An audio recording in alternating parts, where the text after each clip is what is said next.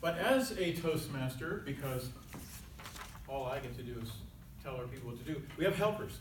And actually they play a very, very important role. So I would like to introduce my helpers. And the first one, who's just up here, will now tell you what she's going to be doing, and that is Beth. She is our grammarian. Good evening. Yes, you can talk about it.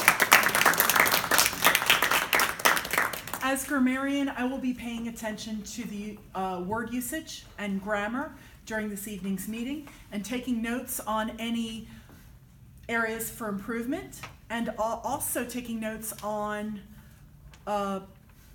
particularly good word usage. So for example, if there's a great colorful phrase or a turn of phrase or some descriptive language that was particularly effective, I will take note of that and I will report out at the end of the meeting.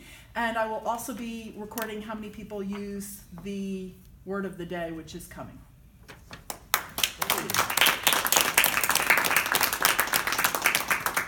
And for any of you who have noticed that I just started doing Facebook Live and videos, no ahs and ums in the comments, okay? Anyway. Oh, it's terrible. I look at my videos and think, am I a Toastmaster, really? Okay, and our word for the day, Lisa. Okay. So the word of the day is deluge, D-E-L-U-G-E. And it can be a noun or a verb, it's both. And it means it's an overwhelming amount or beyond capacity. So for example, he gave us a deluge of information in his speech.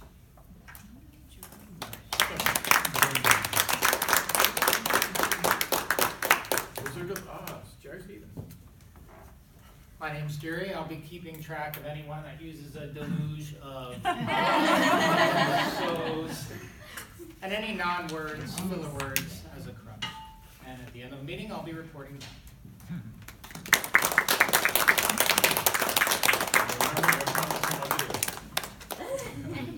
Timer, Jody. So I will be keeping track of the people that are giving speeches.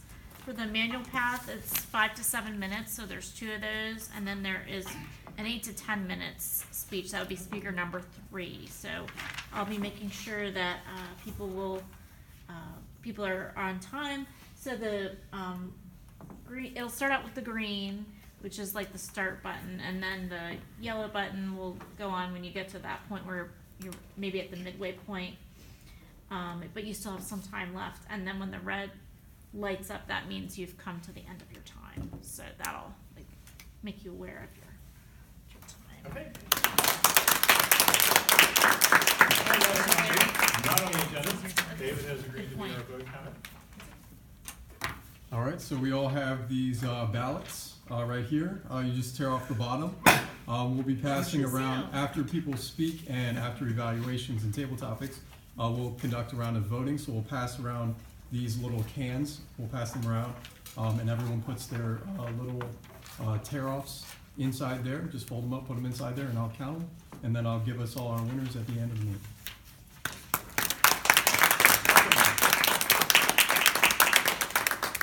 I think both of our guests said you haven't been here before. No. Well, for your sake, and to remind everybody else, our meeting actually has 3 parts. The first is prepared speeches, and we do have 3 speakers tonight, which is really cool. Glad we have a full agenda there. Next, we will have table topics, which I'm sure you've already gotten an education on from your sister. And I'm sure she's counting on you to volunteer. Just saying. And then finally we'll have an evaluation where the general evaluator will come up, call up the speech evaluators. They will evaluate each of the individual speeches, and then the general evaluator will evaluate the entire meeting. So it's kind of cool because one of the things I like to say about what we do here is this is a learning lab. This is a place to come and totally screw up, because that way you didn't hear that. That way when you go out into business and you run a meeting for real, you actually look like you know what you're doing because you've had some practice at it. So come here, make the mistakes, learn, laugh. We all have a good time here, and yeah, it's really cool. I'm glad to be a part of this. All right, so let's start our prepared speeches. Speech number 1 Pathways, innovative planning, researching and presenting. This year will be different. Talking about New Year's resolutions. Unwoo.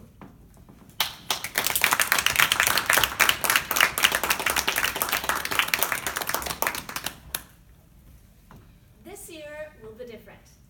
That's what I told myself when I bought my new planner up to 2018. So I'll show you a little bit. This was what my first page looked like.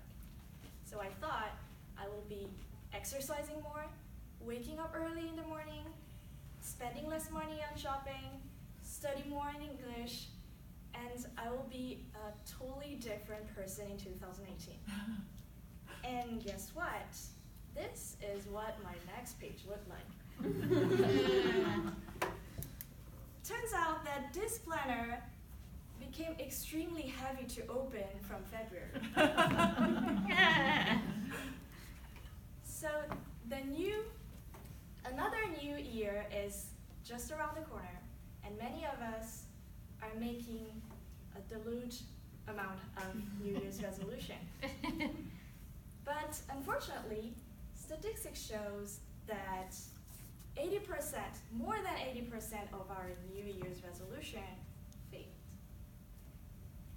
35% of those who failed claim that they made their goals too unrealistic. 25% of people said they forgot about it. And 10% of people claim that they made too many resolutions. So based on these, I will show you 3 tips that you can use for the next year resolution and become one of the small group of people who successfully achieve their goals. So first one is start small. One of the reasons that people are failing was because they made too many resolutions. Not only that, they put emphasis on doing everything in January. We won't wake up and change our life. Change is hard and it takes time. So we need a gradual process, not doing all at once. Excuse me. So this is just like a full turkey on a Thanksgiving dinner. If you want to eat it, you have to cut it into pieces. And our New Year's resolution is much bigger than a turkey, so it should be cut in a very little tiny pieces. And you have to make it so easy, such a piece of cake, that you think your 5-year-old nephew can do that.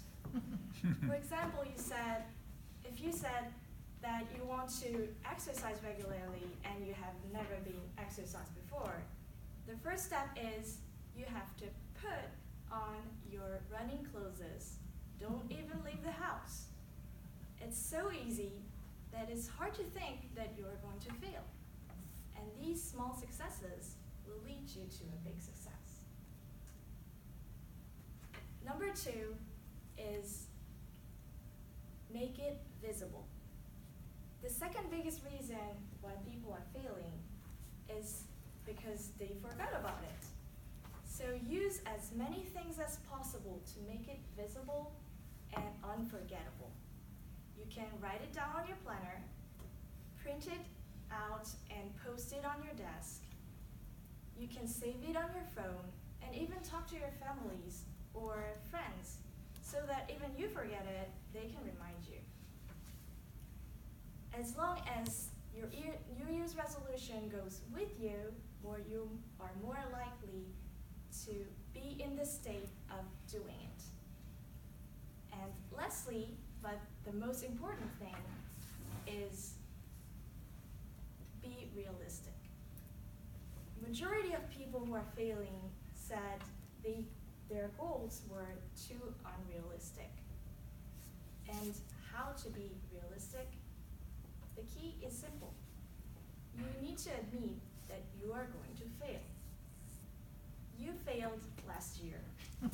You failed the year before. And why do you think this year will be so different that you will not fail?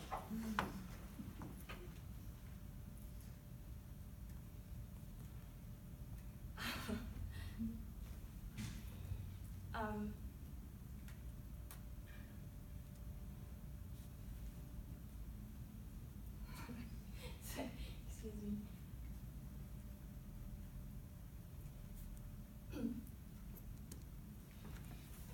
Oh, sorry.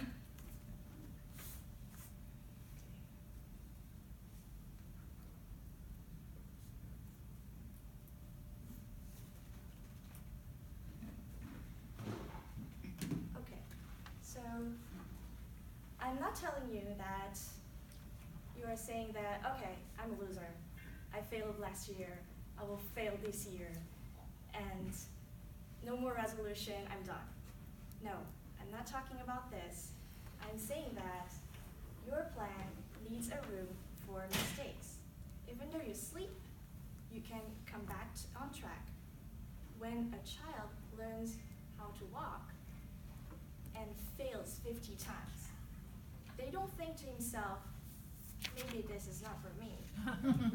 They just pretend they have never failed, and they stand up again, and eventually they walk. So it's the same with you. You are going to fall down, but as long as you stand up, there is no failure. You make an experience, you learn, and eventually you're going to succeed. So I would like to share a short experience of mine using the 3 tips. And my resolution was doing meditation every day. And I failed it in February, of course. But I came up with these 3 tips. So I'd make it small. I commit to myself, I will use only 1 minute a day to meditate, which I can't blame myself that I don't have the time. And the second one was make it visible, so I downloaded a meditation app so that I can see every time I use my phone. And the last thing was being realistic, and of course I knew even though it's 1 minute I will fail. But I didn't blame myself, but I focused on the progress, because even though it was That's okay. because for 29 years I didn't even meditate, and now I'm meditating time to time. So remember the 3 tips: SVR, start small, You can do it when she's done. visible, and realistic. And your 2019 will be different.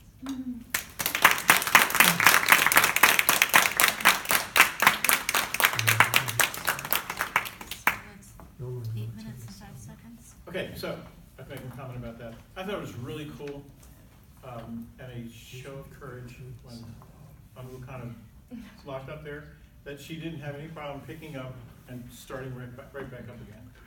That was good. Give it. Okay, our second speaker. She's speaking from the Comedy Communicator Manual. This is 9, Persuade with Power. So she's one more after this, called Guess What I Found. Leann N.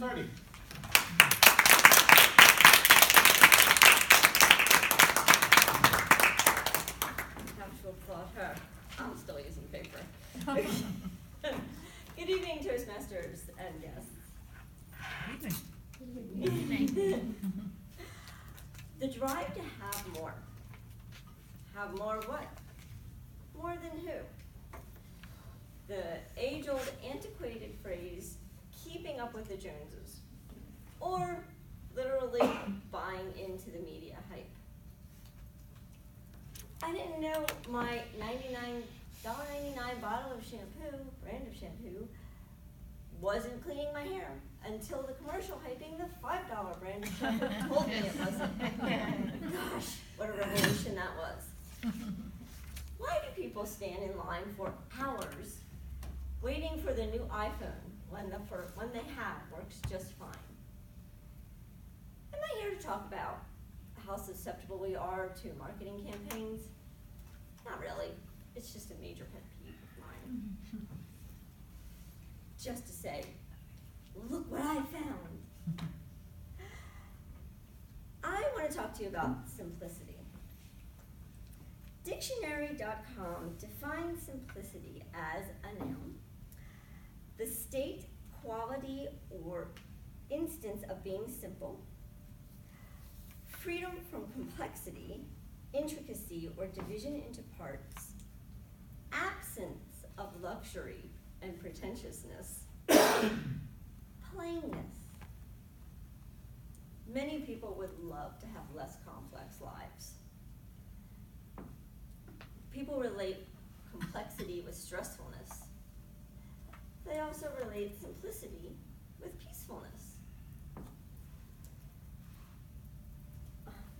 There are many ways to lighten up or make your lives less complex. You can get a new job. You can lighten up your family's activity schedule. I want to talk to you about one of those ways. And this way may be overwhelmingly stressful at first. But once you get the hang of it, it can be really fun and even fulfilling. ThriveEnt.com, according to ThriveEnt.com, 48% of Americans, I'm sorry, 48% of Americans say their homes are cluttered with stuff that they no longer use. Over half think that they have $1,000 worth of stuff in their homes just sitting around. And then once they deluge their closets, their basements, their attics, their garages, 9.4% of people use outside storage units at $91 a month. Some people just like to collect things. My ex-husband liked to collect supplies for projects that rarely got done, let alone finished. I have a friend that collects books, something I can get behind, honestly. She has bookcases in every room of her house, except the bathroom, I think, maybe. Some people want to get rid of some of their stuff. Sometimes the job is just too big. Some people just want to clean out an area. They want to say, guess what I found? The garage. Can we park the car again there, please?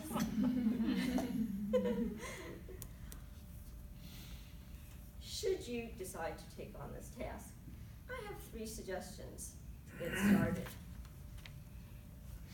First, make a list of specific areas in your house that you would like to clean out.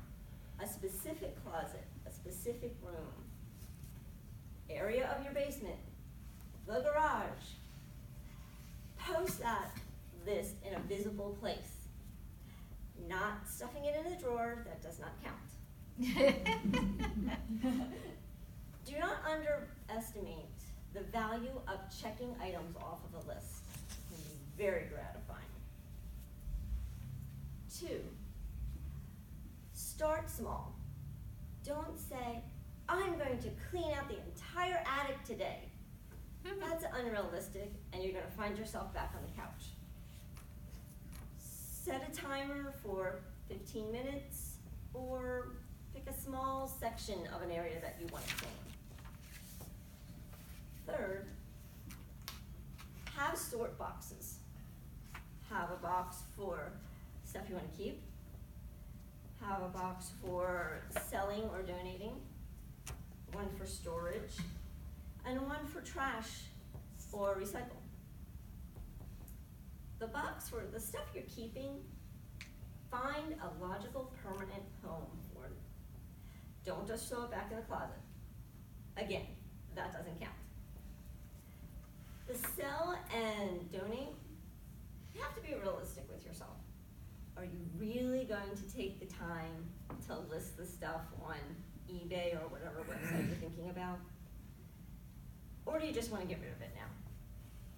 Because if you're not going to list that stuff to sell, it stays clutter. And again, you're defeating the purpose. I myself am a Goodwill shopper and would love to peruse your donated items. No problem. Recycle what you can, and please, make trash your last resort. The earth will thank you. And one more thing. Just because decluttering doesn't always mean getting rid of stuff. Decluttering can mean getting more organized. To take your things that are just hanging around, lying around, and find a permanent, logical home for them, and put them back where you found them again. Like putting all your DVDs on a bookcase in alphabetical order, and again, putting them back.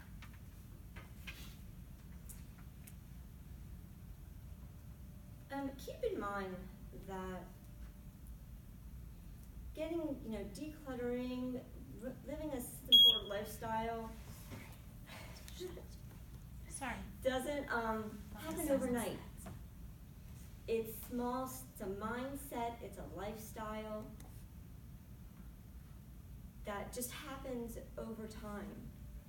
And once you do clean out your spots, you have to have the self-control not to fill them up again with that new hot ticket item that you find and just have to have.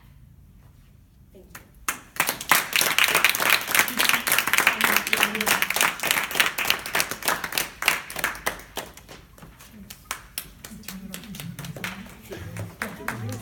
So, Jody, just a heads up, you don't have to apologize when the beat goes off, you're just the messenger. That's right. We were both going.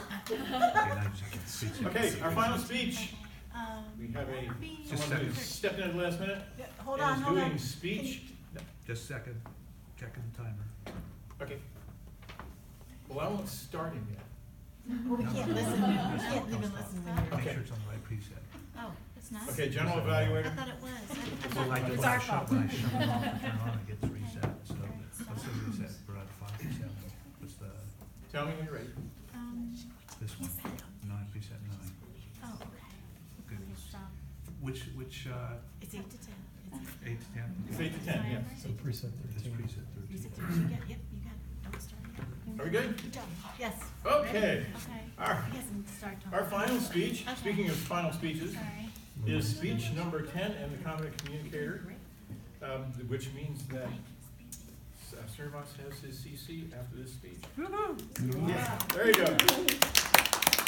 And so the project is called Inspire the Audience, and Srinivas's title is Beyond Wonder. Srinivas.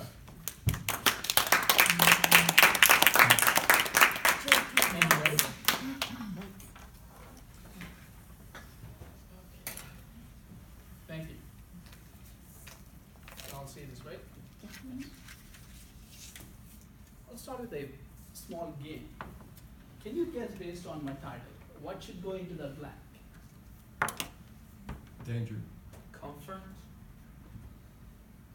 All right, I'll tell you a story. Safe. 5 seconds is done. I'll tell you a story, my personal story. My son is in high school and he picked up wrestling for his winter sports. And he hasn't done that before. And on his first match with another high school, he got a bye. He's so skinny that nobody is in his weight class. He's got a bye. And then his team won, so he was happy. So on the way back, I'm gonna play the roles. You know, looks like your team won. Good job. Then he looks at me.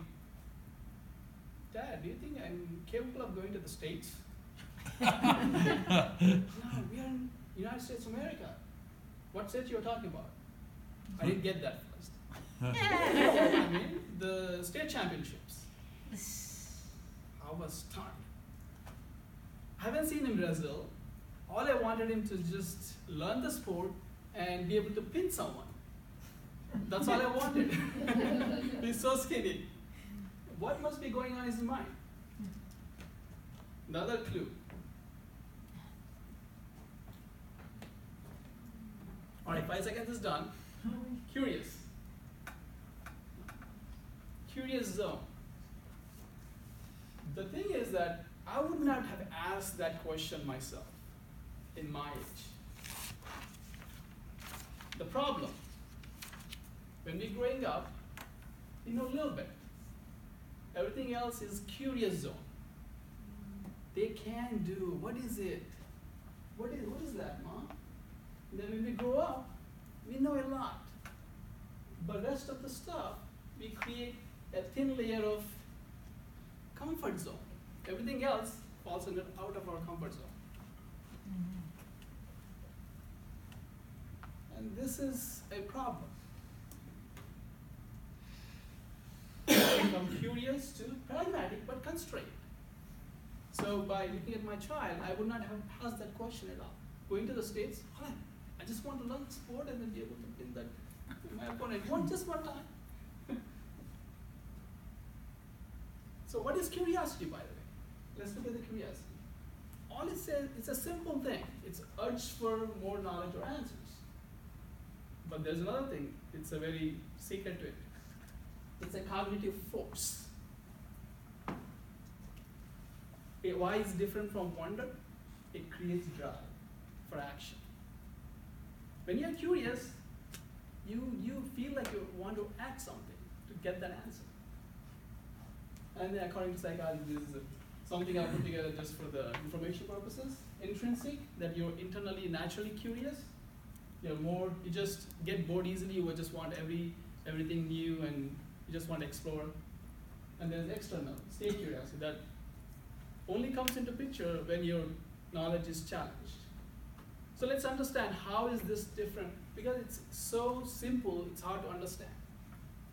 Let's look at what it is not. It's not a strong desire. And these are all emotional tools. Don't get me wrong, they get the job done. You will reach your goal, but curiosity is not an emotional tool, it's emotional, it's a cognitive force. And it's in our DNA. Remember the story of Adam and Eve? I'm not going to go into this, it's a more philosophical thing. There's more than that. I don't know if it's a curiosity that made her think or something else, I don't know. But it's in our DNA since then. It's in our DNA, then what made that difference compared to my child and me? It's a diminishing supply of curiosity as we age. Start small, childhood, everything is a playground, right? World is a playground. We try and do everything, explore, and as we age, we caught up with more priorities, more different things, responsibility, midlife crisis. So we just give up. Okay, I have more important things to do. I'm not going to explore something that's not out of my domain. As you get to senior, there's a little bit of room, but still you're deluged with other problems, like healthcare. So what exactly is causing what's the real reason? It's psychosomatic. We evolved so much from our ancestors, we have a super duper mind.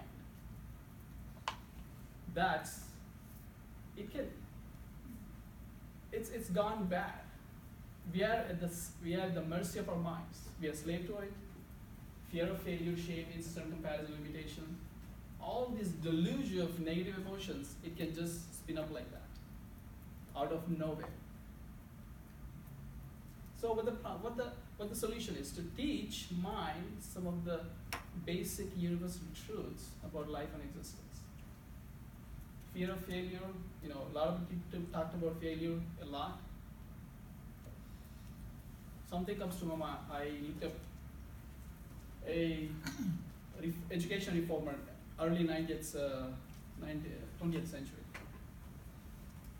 He said, the problem is the man who tries to mold the human spirit, so will not dare to spread its wings. It's a society, that's the problem.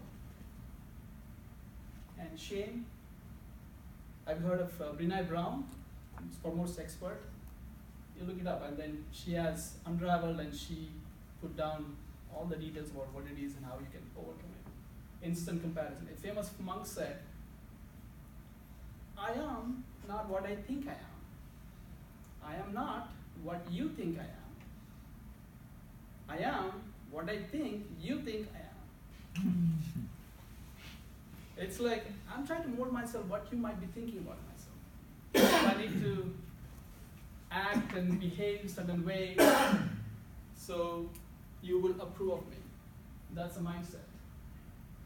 And failure is such a big, so I've asked my wife a tabletop question. What comes to her mind when she talk about failure? She's some quote about a famous entrepreneur. Her name is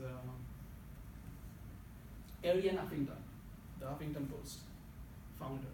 She said, failure is not opposite of success. It's part of it. It's like, okay, when you see the success, it's all over the place. Oh, success, success. But if you look at that, there is a deluge of failures. It's like riddled with all the failures and then success. And that's all the thing you hear. So the solution is threefold. And this is all about setting the mind so your curiosity will blossom and express. Physiologically, you got to take care of your body because without proper hardware, software cannot run. So we take exercise, emotional, courage and compassion, spiritual, faith and service. Gandhi said the best way to find yourself is to lose yourself in service of others. Service is the kicker. Where you can't go wrong with that. What's the beauty and bounty of curiosity? It works. The secret is in the brain. What it does is it creates these pathways in the brain. It rewards you whenever discoveries are made. So when you're curious, you naturally will find something. And it rewards you with these hormones, feel-good hormones, dopamine, and your part of the brain that keeps long-term memory will activate. So all you will remember, you will be happy, all of that. And bounty, there is obviously, by definition, there is no room for stress or fear, by definition. And you'll find your passion because when you're born, all you have is curiosity. So there's no passion there. So you gotta walk your curiosity to find your passion. And there's all this correlation, academic success, and you'll be naturally a better person because there is no bias. When you're curious, you're not judging anyone. And just one caveat, don't be nosy. Because don't get you in trouble. As they say, it's the curiosity which killed the cat. My recent moment of curiosity, I started trying to rip my carpet and then lay a floor, and then I eventually turned into a challenge that I took it upon and then really enjoyed. All the tools I learned, it all became a curious thing. Nice. In conclusion, become an antenna for your universe because universe is so full of secrets. Unless you open up your curiosity as an antenna and go look for one, it's not going to reward you. Because there's a movie called Off the Top, or Sylvester Stallone movie. It says, world doesn't meet you halfway. So you have to find the secrets, go look for one. And you can be next Einstein or Edison. It can come from any force. Einstein said, I'm just passionately curious. And Edison failed 1,000 times. He didn't say, that's what get going. Because every time he said, I just found another one that doesn't work. So he just kept on going. Try and have any curiosity. and stay hungry. Thank you.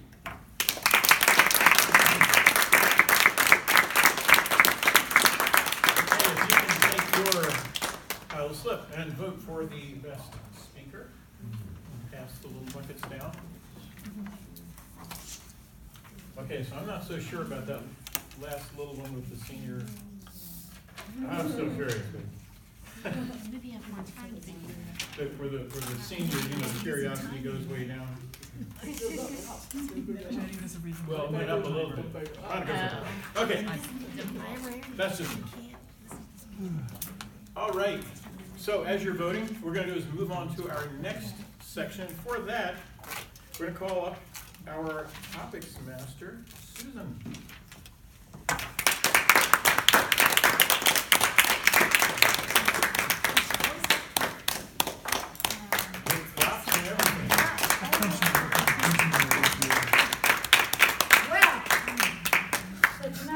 Donning my fur hat here. So, table topics. I was so excited to do this. I have to tell you that I was overwhelmed with the idea of getting to do this. I was so excited. So at Christmas time and during Hanukkah, this time of the year, when we talk to people, we basically talk about the deluge of memories that we have in our life. Songs that we do traditionally, things we do with one another, right? And that is really what this holiday does for us, whether you're celebrating Christmas or Hanukkah or something else. So, tonight, this is the box. I invite any of my fellow Toastmasters and guests to come on up here, pick an animal. You get to keep it. So it's not like the trophy thing. You don't have to put it back. So, yeah, I'm taunting you. All you need to do is come on up here, pick out one of these animals.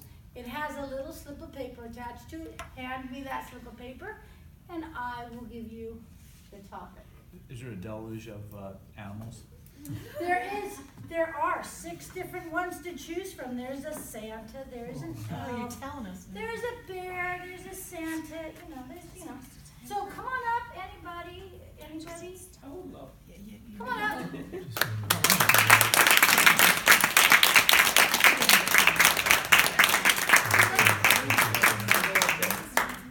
Okay, you have a little slip of paper here. There you go. All right, here you go.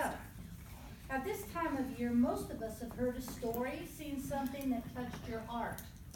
What story or event has touched your heart, and why was it memorable? Okay, that's an interesting question to ask. Yeah, not that much of an emotional type of person. Let's see. Touching my heart.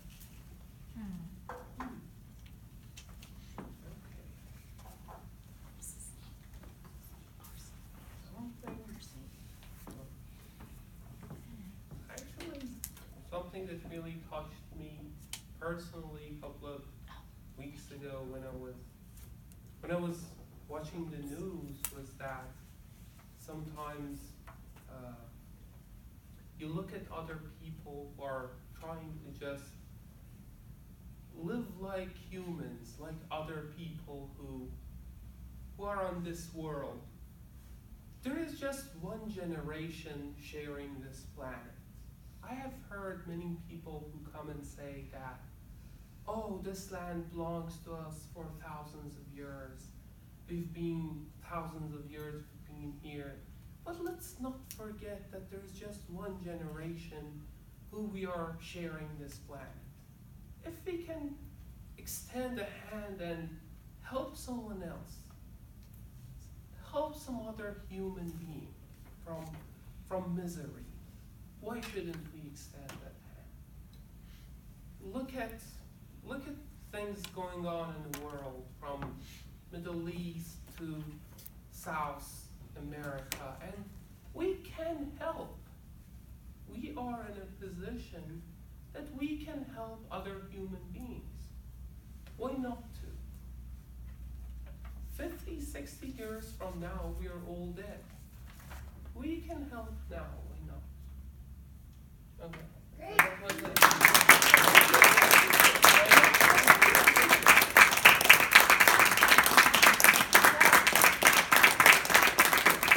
Anyone else? Come on up.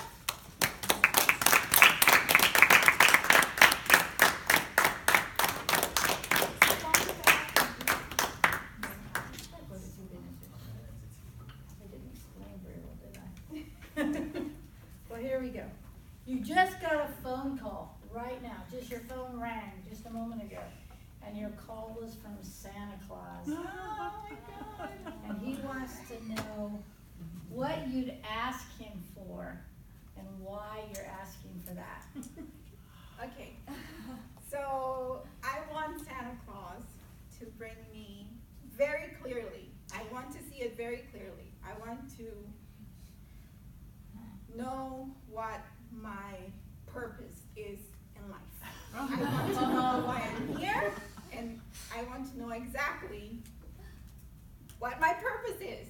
I struggle with this. I love to learn. There's many things I love to do, and sometimes I get myself so worked up that I'm at this age and I don't know what I want. I admire people who have that since they're little. You could already tell what they want to do. I want that so badly for Christmas.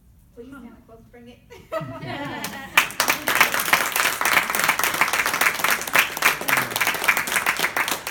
One more? Anybody? Any takers? Come on. Go